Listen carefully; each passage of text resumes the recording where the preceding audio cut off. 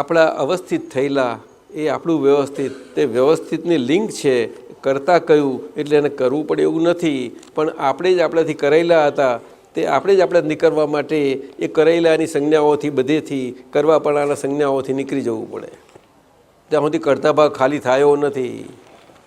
કરતા ભાવ ચાર્જ સ્વરૂપે હોય એને કોઝ કહ્યું, અને ડિસ્ચાર્જ સ્વરૂપે હોય એને ઇફેક્ટ કહ્યું.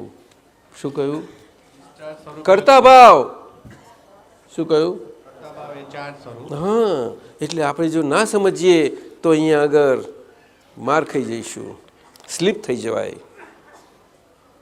આ આખું મન વચન કાયા પૂતગલ ગલન થઈ રહ્યું છે, પૂરેલું ગલન થઈ રહ્યું છે.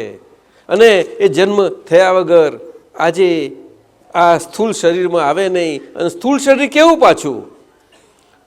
આ મન સાથે, વાણી સાથે અને કાયા સાથે, એ બધું દાદાએ કહ્યું બધું જ પૂતગલ છે.